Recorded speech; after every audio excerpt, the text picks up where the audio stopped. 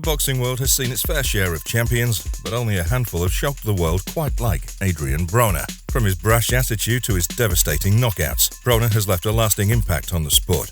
Love him or hate him, you can't deny that Broner is a treat to watch in the ring. Get ready for an inspiring journey through the highs and lows of Adrien Broner's career and see for yourself why he's truly shocked the boxing world.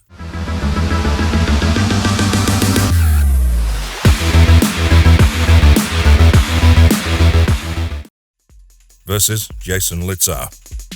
To fully grasp the magnitude of this bout, it's essential to take a trip down memory lane and revisit the one that came before it. Broner had managed to come out on top against the experienced Daniel Ponce de Leon, but many spectators believed that the decision was a dubious one, leading to some slight damage to his reputation. However, the arrival of Jason Litzau provided the perfect opportunity for Broner to redeem himself.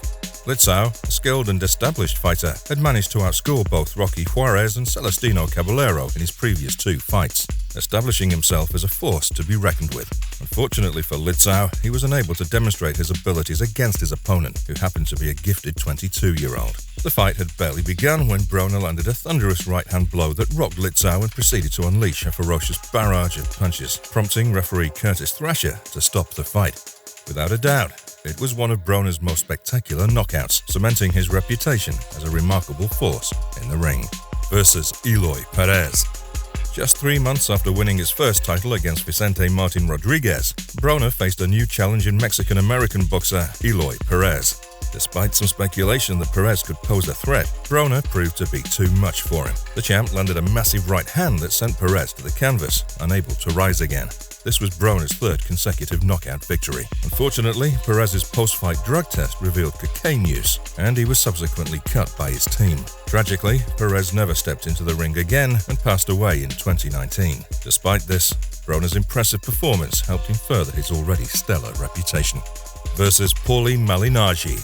At the age of only 23, Broner had already captured major titles at 130 and 135 pounds and decided to challenge Malignaggi at 147 pounds in a highly anticipated fight filled with vulgar trash talk in the lead-up. Meanwhile, Malignaggi had won the title by stopping Vyacheslav Senchenko in 9 rounds in April 2012, making it his 5th consecutive victory. As Broner continued to develop into a pound-for-pound star, something had to give, and that something ended up being Malignaggi. Despite a slow start where his opponent won the first 2 rounds on all 3 cards, Broner picked up his pace and outboxed Malignaggi, ultimately landing the heavier blows to win a split decision and secure a world title in his 4th division, at an age where most top fighters are just starting their careers. Versus Khabib Alikadiev. Broner's career had been in a slump following his losses against Marcos Maidana and Sean Porter in the 147-pound weight class. Despite losing his aura of invincibility, he retained his superior skills. Alikadiev learned this the hard way when he faced Broner in his hometown. Moving back down to 140 pounds, Broner outclassed the tough Russian with ease, maintaining a significant lead on all 3 scorecards after 11 rounds. As the fight went on, Broner pummeled Alikadiev mercilessly until referee Harvey Dock decided to stop the fight, with only 37 seconds left on the clock. With this victory, Broner became a 4-division champion, and Alikadiev never fought again after that fateful night. Versus Antonio DeMarco. Before this fight, Broner was stripped of his WBO 130-pound title due to failing to make weight for his scheduled defense against US Olympian Vicente Escobedo in July 2012, but he didn't let that stop him. He moved up to 135 and challenged WBC champ Antonio DeMarco, a time-tested veteran who was coming off a first-round knockout of John Molina Jr. Broner's speed and power were too much for DeMarco to handle, as the challenger beat him up, broke him down, and took him out at 149 of round 8. At only 23 years old, Broner had become a 2-division champion and a veritable sensation. Versus Adrien Granados. Despite knowing that fighting in his hometown against his friend and former sparring partner Granados would be a challenging task, Broner was fully prepared for the bout.